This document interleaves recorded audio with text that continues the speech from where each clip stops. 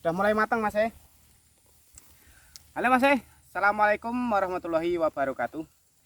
Hari ini kita bahas lagi masalah NPK 13827 ya. Tetapi dengan takaran sebanyak 6 kilo itu dalam 1 tahun per batangnya. Memakai 6 kilo ini sebenarnya kalau untuk TM1, TM2 itu, kalau untuk unsur hara kaliumnya itu sebenarnya sudah pas ya Mas. Itu kalau 6 kilo dikalikan 27% itu sebenarnya sudah didapatkan 1620 gram KCl. Nah itu sebenarnya pas. Lalu apa masalahnya ketika kita memakai NPK 13827 dengan takaran 6 kilo per batang per tahun? Ketika teman-teman itu mau memakai NPK jenis 13827 dengan takaran 6 kilo per batang per tahun, itu yang perlu diperhatikan adalah unsur hara nitrogen ya. Karena di situ sudah pasti kurang. Dari pemakaian 6 kilo itu hanya didapatkan unsur hara nitrogen sebanyak 780 gram. Sementara kebutuhan unsur hara nitrogen untuk umur 2 hingga 3 tahun ya, itu TM1 dan TM2 itu berada di kisaran 1200 gram Mas. Kalau Balai Benih PPKI sendiri menyarankan penggunaan unsur hara nitrogen melalui urea ya, itu 2,5 kg. Kalau dikalikan dengan 46% unsur hara nitrogen di urea, itu ketemu 1150 gram. Sebenarnya kurang 50 gram tapi itu sudah cukup untuk kebutuhan per tahunnya masih untuk unsur hara nitrogennya. Lalu gimana Mas solusinya? Kalau pakai 6 kilo NPK 13827 untuk mencukupi kebutuhan nitrogennya bagaimana? Ini solusi ya Mas ya. Karena memang kekurangannya cukup banyak ini, dari 780 gram sampai 1200 gram itu lumayan banyak. Maka sebaiknya gunakanlah urea itu dengan takaran 1 kilo itu untuk 1 tahun ya. Jadi kalau pemupukannya 3 kali maka ureanya itu sebaiknya dibagi 3 on, 3 on, dan terakhirnya boleh 4 on. Dari 1 kilo urea itu didapatkan 460 gram. Jika ditambahkan 780 gram dari nitrogen di NPK 13827 maka sudah didapatkan 1240 gram. Nah itu sudah lebih 40 gram masih dari hitungan awal 1200 gram kebutuhan nitrogen per tahunnya. Lalu untuk unsur hara fosfatnya itu hanya didapatkan 480 gram dari 6 kilo ya, 6000 gram dikalikan 8% itu ketemunya 480 gram fosfat. Sementara kebutuhannya sekitar 700 gram. Solusinya kalau teman-teman itu mau menghemat ya, ini kalau TSP sekarang kan masih mahal ya Mas. Jadi gunakan saja rock fosfat dalam 1 tahun itu ditambahkan sebanyak 1 kilo. Rock fosfat itu kadarnya 28%, jika dikalikan 1 kilo 280 berarti Mas. Jadi kalau ditambahkan 480 gram itu ketemu 760 gram. Nah itu udah lebih 60 gram lagi. Itu udah top markotop Mas. Jadi nanti perakarannya memang benar-benar sempurna nanti. Jadi dalam penyerapan unsur haranya nanti jadi lebih baik.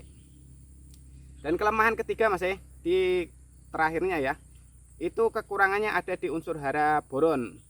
Boron itu kebutuhan per tahunnya untuk TM1, TM2 itu berkisar antara 46 gram. Itu kalau pakai borat tunggal 100 gram itu dikali 46% berarti ketemu 46 gram ya. Jadi kalau memakai NPK 13827 dengan takaran 6 kilo itu hanya didapatkan 30 gram. Jadi 6 kilo 6000 gram dikali 0,5 ketemunya 30 gram ya Mas. Sementara kebutuhannya adalah 46 gram. Solusinya gimana Mas? Untuk pemakaian borat itu sebenarnya kalau dilebihkan dari 100 gram itu enggak apa-apa Mas. Batas amannya sampai 150 gram. Jadi saranku Mas, tambahkan unsur hara borat itu sebanyak 50 gram per batangnya. Itu didapatkan sekitar 23 gram dari penggunaan 50 gram. Di kurang lebih 2 sendok makan itu sudah sampai 50 gram. Jika kita totalkan dari penggunaan borat tunggal sebanyak 50 gram ditambah dengan borat dari NPK 13827 sebanyak 30 gram maka totalnya ada sekitar 53 gram. Nah itu sebenarnya sudah lebih. Unsur hara borat ini sangat erat kaitannya dengan jumlah tandan ya. Jadi nanti kalau kekurangan unsur hara borat, jumlah tandan yang keluar nanti itu kurang Mas. Jadi enggak full seperti rekomendasi Balai Benih. Misalnya kita meninggalkan borat, harusnya jumlah tandan per batang ini bisa sampai 27.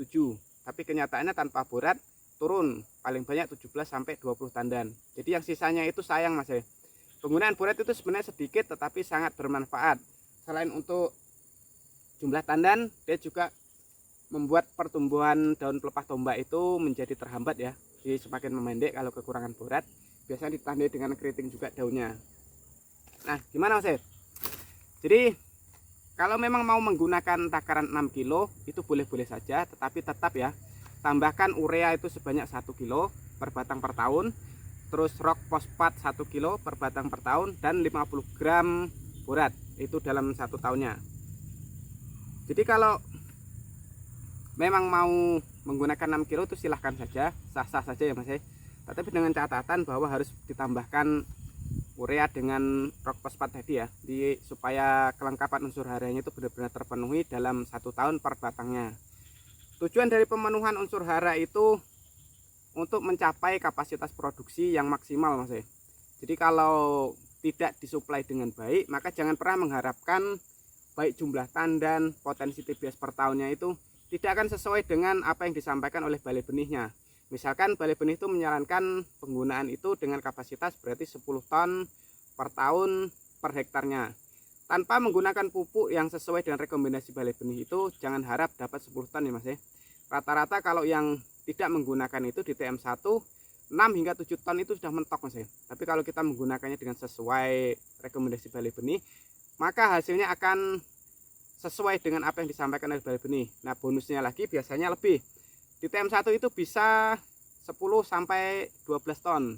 Itu kalau tingkat tanahnya subur ya. Tapi kalau tingkat tanahnya itu biasa-biasa saja ya, di kapasitas 10 ton itu sudah mantap Mas. 10 ton itu kalau dikalikan dengan harga 1.800 sudah dapat 18 juta Mas. Sementara pembiayaan pupuk kita itu berkisar antara 10 jutaan itu di TM1 ya. Oke Mas. Jadi sebenarnya simpel ya proses pemupukan itu, yang penting dipahami berapa takarannya di situ, berapa unsur haranya, bagaimana pemakaiannya. Nah, buat teman-teman yang sudah nonton video saya, ini saya ngerilis video itu sekitar 1 minggu sekali ya. Ini tujuannya supaya teman-teman yang komentar atau bertanya di kolom komentar nanti saya sempat menjawabnya.